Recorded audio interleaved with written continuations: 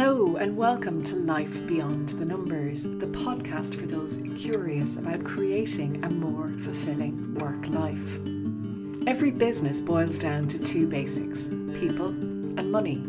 Here we focus on the human side. Numbers matter, but people matter most, and people drive performance. I'm Susan Nichriadon, your host, a coach, consultant, facilitator and author of Leading Beyond the Numbers. It brings me joy to speak to people and explore together how, although we share many similarities as humans, each of us navigates the world through our own unique lens. This adds intricacy to our interactions and contributes to both the depth and difficulties of interpersonal relationships. Join us for stories, strategies, and insights to help you lead your life beyond the numbers. Hello and welcome to Life Beyond the Numbers. Today I am absolutely delighted to welcome Jackie Eaton to Life Beyond the Numbers. Jackie, you're so welcome. Thank you so much, Susan. It's lovely to be here. It's great. Now, I think you're a guest that many people will wonder, how on earth did you get a job with this type of organisation? And Jackie, you work with NATO. And I don't even know if people know what NATO is. So what attracted you to the public sector and in particular, NATO? So I have a mathematics degree and I went after my mathematics degree to do a master's in operational research. And during that degree, I was focused very hard on finishing the degree and doing a good job of it. And I missed all of the application rounds for the management consultancies. I got to the end of the degree and I was like, oh, I haven't got a job. And one of the only places that was still kind of recruiting for new graduates at the time was DSTL, which is the Defence Science Technology Laboratory. And not only were they recruiting for new graduates, but they explicitly were asking for mathematicians. And I thought, this looks quite interesting, because with a maths degree, every single person was constantly telling me, do you want to be an accountant or a teacher? These were the options open to mathematicians at the time. And I didn't really want to do either of them. So when I saw this science and technology place that wanted mathematicians, I thought, ideal, this is going to be a good fit for me. And I applied and I got the job. And so that kind of started me on the trajectory of working in defence, science and technology as an analyst. But being a civil servant, it wasn't particularly well paid. So I was always looking around for other options. And then I saw these analyst jobs coming up at NATO. So NATO is a international organization. It's 32 member countries now, and it stands for North Atlantic Treaty Organization. And it has at its core the mission to provide safety and security to the populations of its member states in the North Atlantic. So it's most of Europe, Western Europe and Eastern Europe, and also North America and Canada and the USA.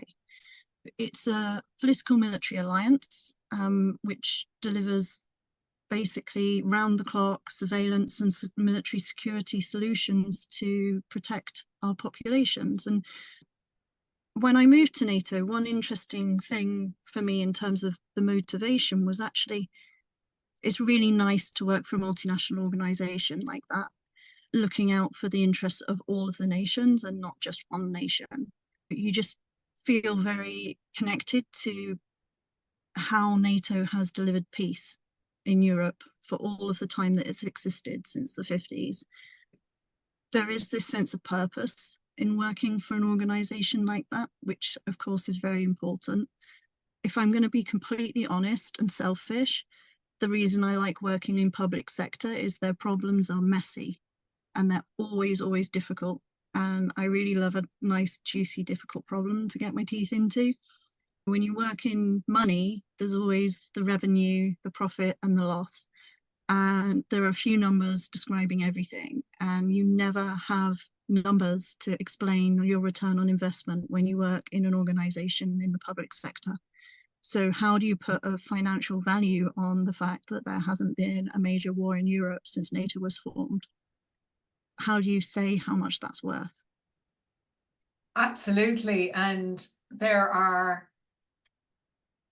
so many ways to look at numbers like that as well. I mean, we can't put a price on peace, and we wouldn't want to. It is invaluable that we live safely, mostly in the countries that we are in now. And I loved what you said about delivering peace and being part of that. And when I think of NATO, that wouldn't be the first thing that comes to mind. I would think about the defense. But of course, you're from the inside looking out, and I think you can connect to that delivering peace very nicely. You mentioned messy problems. Is that where the love of data and maths and figuring things out connects to messy problems as well, Jackie? Yeah, absolutely. So with my background, I actually work as an analyst in the Analysis and Lessons Learned Centre. The work that we do is about understanding in depth how the organization works, how it ticks, what's making things work well, what's making things work badly, and what do we need to improve and change for the future. I've always really enjoyed problem solving. And in fact, going back to my life story of the education, at the end of the maths degree, I really was very lost. I went to see the careers advisor and I'm like, I don't know what I want to do. I don't want to be a teacher. I don't want to be an accountant. And she said, have you heard of this thing called operational research? And I was like, no, I've never heard of it. And she said, well, if you like problem solving, you'll love this. And it's the application of mathematics and scientific method to solving business problems. So it was just right up my alley. And I just absolutely loved my degree, my master's. Although for me, it was so natural. I used to tell people I was doing a master's in common sense because it was just so natural to think if you can mathematically model this, you can optimize it. Like it's just such an obvious thing. Obvious to you. And and as somebody once said to me, common sense is knowledge and experience. So I think sometimes what we take for common sense has got to do with the way our own brains work and the way we see things and make connections. And I mean, the more I go through life, the more I realize how different we all are in the way we approach things. But it's brilliant to work in the field of common sense. Now, maths. I mean, I hated maths in school, funnily enough, and I'm the one who did accountancy. For me, maths was never about numbers. I was much more inclined towards the numbers, but it's also a field that is typically seen as male dominated, perhaps. So I wondered when you joined an organization, okay, you'd done operational research, but with the maths background, were you in a minority? So, yeah, I would say like the minority thing started at university with the maths degree, right? But I wasn't in a minority until we split up between the statisticians and the pure and applied mathematicians. And all the girls went to do statistics and all the guys went to do pure and applied. And I did a bit of everything because I figured it'd be easier to get a good grade if I did everything and nothing. And then when I started my master's, that was very balanced actually with males and females. So I think when it comes to the application of mathematics for problem solving, it really starts to become more balanced. When I joined my organization, DSTL, they had recruited a lot of young women graduates at the time. In my cohort, it was 50-50 or maybe even slightly more women. But the organization as a whole was definitely male dominated, but nowhere near as male dominated as the military organization I joined when I joined NATO. And for the first going to say 8 years working in NATO, I was the only woman in the kind of operational side of the house in a 50-strong organization. So the only other woman there was a personal assistant to the commander. So I was the only one there, but it's interesting because it's never really bothered me. I've since thought back to, was it something my parents did or said, or the environment I grew up in? But like the fact that I like maths and science and I've always pursued them and I've always been in the minority of women in the room just never ever hit my radar until other women started working with me and complaining about being unfairly treated. And then I suddenly started to think, maybe I've been unfairly treated, or maybe some of the things that I struggle with at work are not actually my struggles. Maybe they are the struggles of being the only female in this room full of men. But none of this had really occurred to me, honestly, until really quite recently. It's interesting. And I was thinking about what you were saying about the military and civilian, because I worked for an organization, MAG, and we cleared landmines and unexploded ordnance. And we had a lot of ex-military within the organization. And I was usually the only woman in the room and the only woman on the senior management team and so on. But yeah, I don't know if I was treated unfairly or not. And I think at the end of the day, if we enjoy what we're doing, we're probably not really looking around at a lot of that environment as well. But you and I met at a gender hackathon where we went a little deeper into maybe some of the reasons that as we progress through organizations, women are in the minority. Yes, this is true. This was a really good experience when we met there, and we were presented with a report, remember, where we were given this really shocking statistic that women are leaving after their first job in an organization, leaving the organization, whereas men are staying more often. And everyone was like, oh yeah, it's because they get pregnant. And then we looked at the statistics because we like numbers, and we realized that actually it really wasn't then, because this generation that have been subject to this study were leaving at age of 25, 26, when actually generally women are not having babies until their 30s now. And so it really wasn't the babies driving this exodus, right, from organizations. And we did not find an answer, but we did come up with a number of things. And one I think I remember discussing at the time was the pay gap. Was that where a man is being paid the same or has better career prospects than when a woman's in a relationship with that man and one of them has to move because someone's been given a promotion or a new job, the woman will often give up her job, find a new job somewhere else because the man has got the better pay and the better prospects, so it just makes sense. But then there was the other thing that occurred to me also more recently, was about this concept that is, I guess, my concept of secret tasks, which is something that I definitely do, and I've definitely observed others doing at work, which is women just picking up tasks and doing work that needs to be done without any fuss whatsoever and just getting it done quietly without any fanfare. And it is definitely something that I've seen where women tend to use their initiative more to look at what needs doing in an organization, get on with it. Whereas managers see the tasks that the men do in the organization more because they have to ask them to do it. So I wonder, to be honest, whether women at that point where they're in the same pool for promotion as men and at the same age and the same experience, there's just not as much visibility from the management chain of the contribution that they've made. And yet that contribution is perhaps more obvious on their CV and on their application form for another job, where the woman will write everything down to prove that they deserve the job. And I wonder whether there's stuff just not seen in terms of what women contribute in the organization because we do secret tasks. Yeah, hidden tasks and tasks that they're not the glory ones as well. Indeed. They're not often the ones to just shout about. They're just the stuff that has to get done.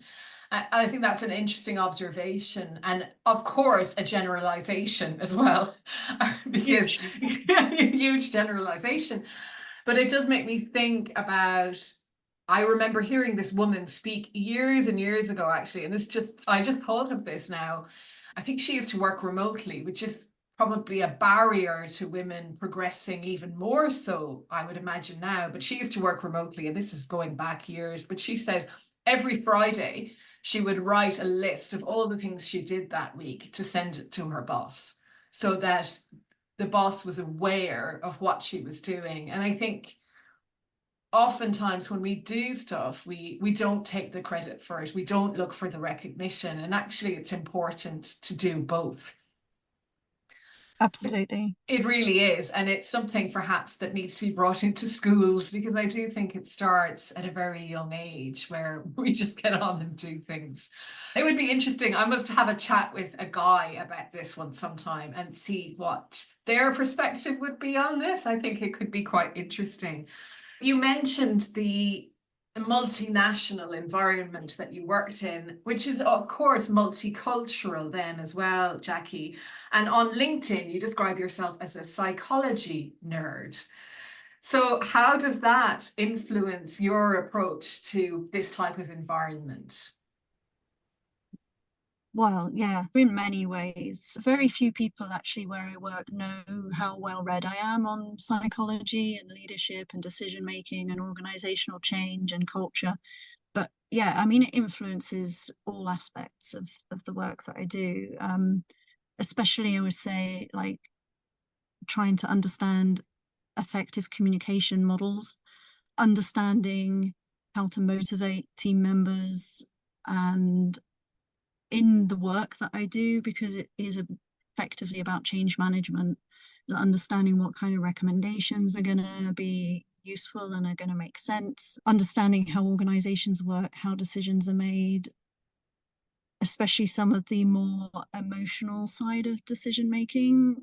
Isn't always very informational based and is quite intuitive. And also in terms of how we do our research and analysis, like trying to train and trying to encourage creative and intuitive thinking in our staff, because if they're not applying creative and intuitive thinking in addition to critical and judgmental thinking, then they're not creating new knowledge for the organization. They're just taking old knowledge and rearranging it.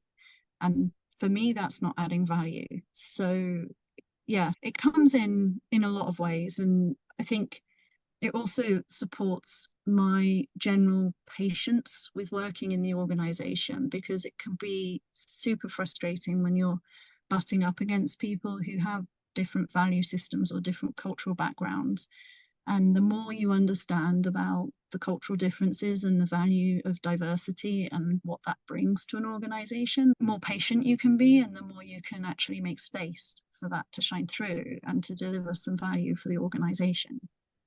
And it's understanding as well, isn't it, that we all come to work with these, like you say, different value systems, but also different cultural backgrounds, different understandings. And it's like, well, the Canadians describe their culture as a melting pot, and it is. It's often a hodgepodge of so many different backgrounds, and it's drawing the best then out of each of those, which does require a lot of patience, I'd say, and persistence, probably.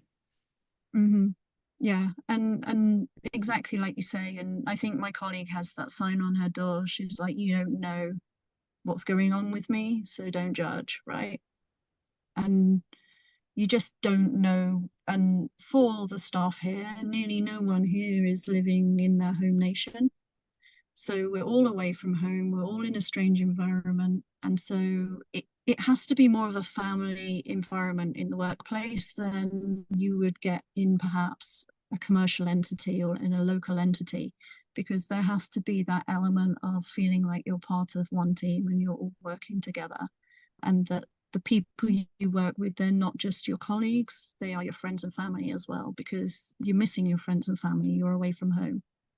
That's very true. And then you're going to have the turnover of staff as well, like you said, because I guess people get seconded from their different countries to serve in NATO over time. So it's a constant change environment then. It is, yeah. So the military staff typically come for 3 years from their home nation, and then they return back to the home nation afterwards. And so there is just constant change. And someone told me this when I first started working in defence, and they were talking about the UK. So I'm not quite sure if they'd ever experienced NATO, but they said the only thing constant in defence is change. Most of the NATO bodies will have one nation providing the commander, the lead of the NATO body, but we actually have two different nations providing ours on an alternating basis. So we're not only flipping from individual differences, but we are also flipping with cultural differences in our leadership team. So there's a lot going on. Wow. But you describe yourself as an eternal optimist and a ray of sunshine in the office. Are these easily maintained qualities? They're fantastic qualities. Are they easily maintained? Well, as my current boss said, I did have a sense of humour failure early today. So not it's not absolutely 100% all the time I'm in the office with a big grin on my face saying, yeah, everything's great. But my previous boss did tell me that I had a remarkable ability to have a terrible day and come in the next day and be like, we can fix it. We can have another go. We can try again. Let's try another strategy. Let's try this. Let's do something. I think that's perhaps my dogged persistence in problem solving shining through, that I've never really come across anything that is insurmountable there. You just have to, like I say, have patience and persistence and collaborate, work together, figure out what it's going to take to find the solution, right? So Yeah. And an open yeah. mind, it sounds like, Jackie, because it goes back to almost what you said right at the beginning, the messiness. You enjoy the messiness. And I think that requires a certain amount of curiosity as well, and an open mind to, well, what can we do, rather than, oh, this is never going to work.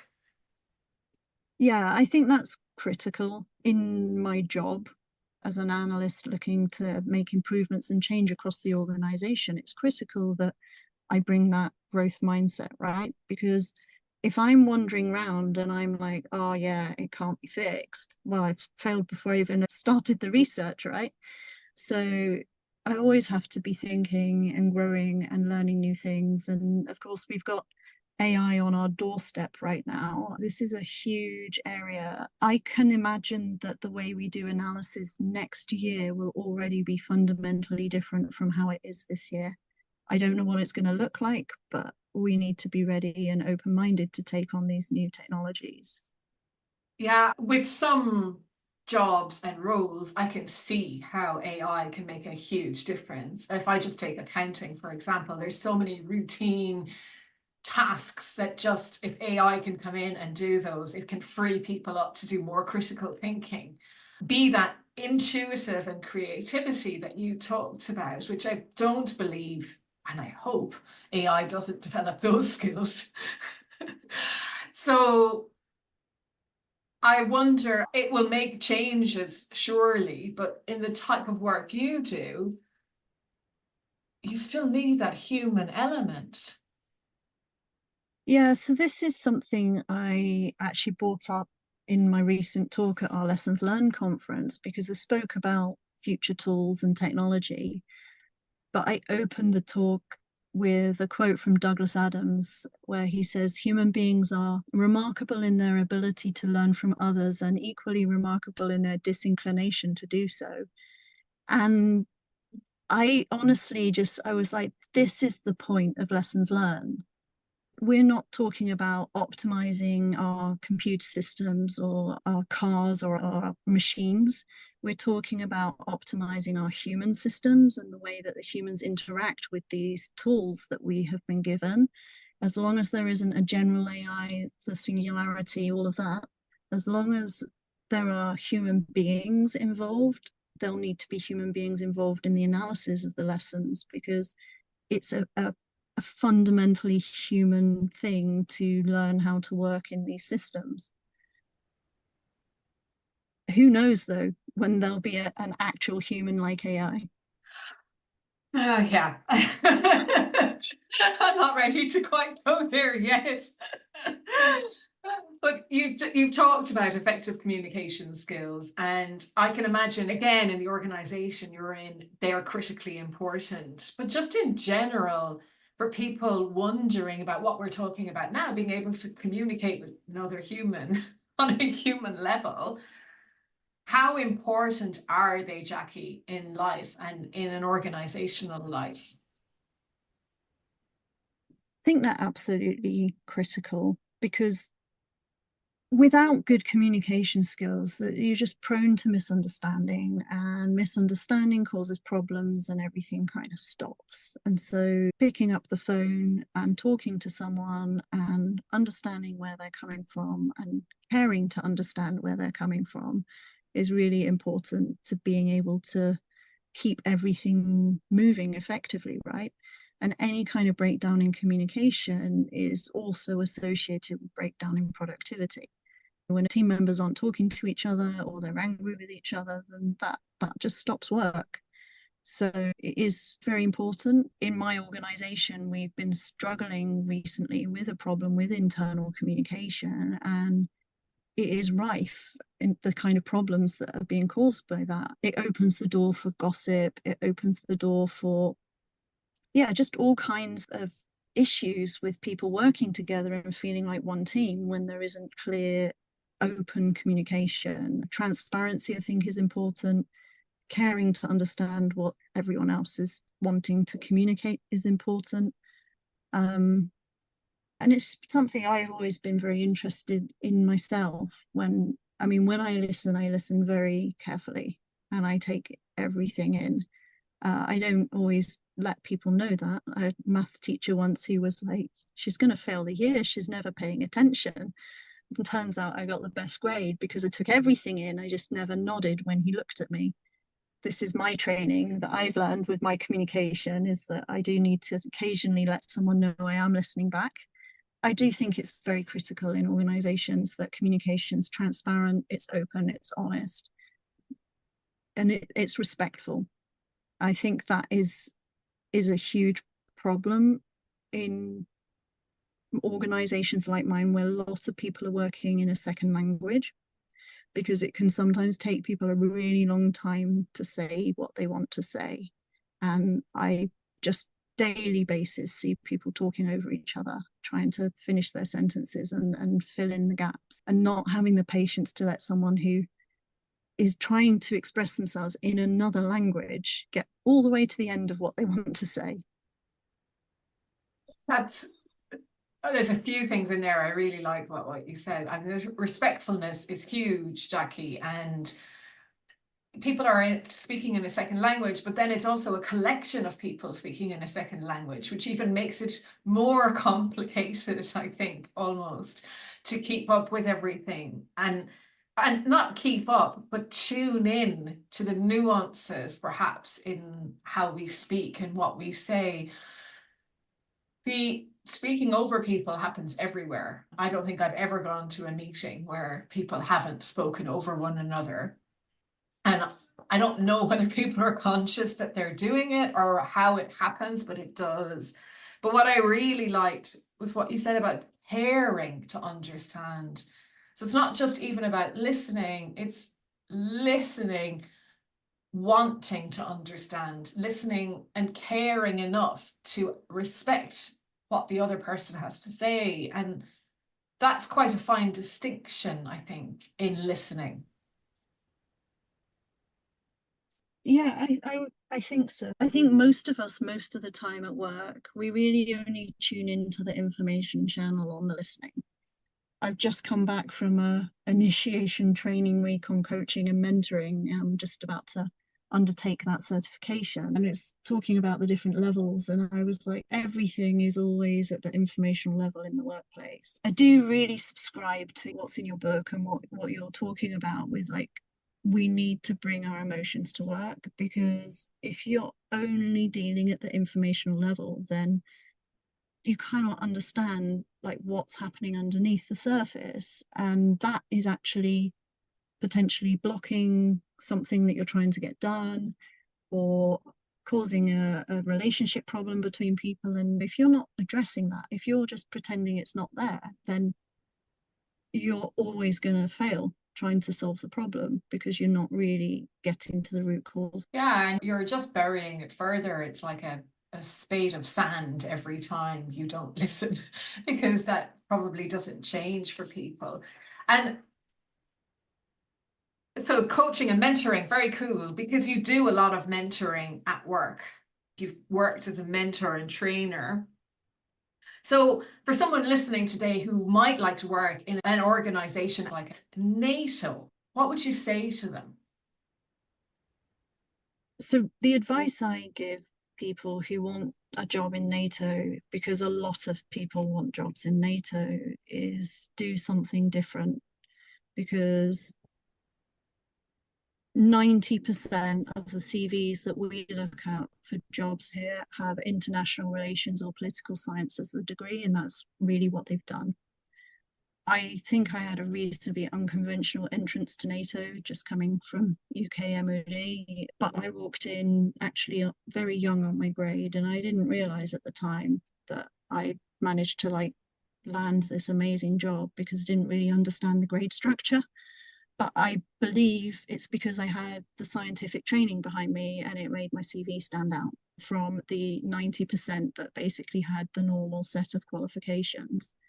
I do think it makes a difference when you're trying to get into an organization that has thousands or hundreds of thousands of applicants, to have something that sets you apart from the crowd to get in, something that shows that you understand as well the work that you're applying for, because that is often missing from applications and from CVs, that you kind of read what's written and you're like, you have not really comprehended what your day-to-day work's going to be like and what the purpose of the role that you're applying for is. And I think that's something that is always impressive, when you can see that someone trying to get into an organization has really understood what it means to work for that organization. It's funny because it's counterintuitive almost. And maybe from the background I come from, if you're looking for somebody with an accounting background, then that's exactly what you're looking for. And if you see somebody with something else, you may not want them. But I think what you're saying about how does what you bring fit into the job you're going to be doing requires another level of listening and understanding. And perhaps people rely on AI to do their job applications for them and miss that part. So again, the human side can stand out once we apply it. And it's really good to know that CVs will stand out. That it's not just being screened for certain things, but actually, if you are a bit different, you have as good a chance as anyone. Yeah, I mean, it depends. So being a little part of NATO tucked away in Lisbon, and because of the specialist nature of the jobs for analysts here, we do have a smaller number of applicants. But but if you want to get into NATO headquarters, good luck, because that is the hardest place to start your career in NATO. So that would be the other advice, is look for something in one of the smaller NATOs, get some experience, build your network, and then go for the NATO headquarters, because that is the money for NATO, because that's the brain center of the organization. It's where everyone wants to work. Nearly everyone, or everyone? Well, not everyone, clearly. Yeah. But I know what you mean. Most people who have the ambition to work for NATO, when they think working for NATO, they think working in Brussels in NATO headquarters, I would say. But yeah, it's not everything, and there are really interesting things NATO does all over Europe and North America. So have a look at what else NATO does and see if there's something that fits your profile if you're interested. Yeah, and I think it's the same for a lot of big or multinational, whether in the public sector or private sector, there will be interesting offices that do different things that might be easier to get into or find a niche if that's what you ultimately want to do. Jackie, it's been an absolute pleasure reconnecting and having a conversation today. Thank you for your time. Thank you for inviting me. And if anyone would like to connect with you to find out any more, perhaps LinkedIn is somewhere they can find you? Yeah, so I have my LinkedIn profile pretty active. It's Jackie brackets Jacqueline Eaton. Please feel free to message me or contact me on LinkedIn, and I'd love to hear from you. Fantastic. Well, thank you so much for your time today, Jackie. It's been a pleasure. Thank you, Susan. Thank you for joining me today on Life Beyond the Numbers. If something in this episode resonated with you, I'd love to hear your thoughts. And if you've enjoyed this conversation, please take a moment to leave a review. It helps others like us discover this podcast and join in our conversation. Until next time, keep exploring the human side of work.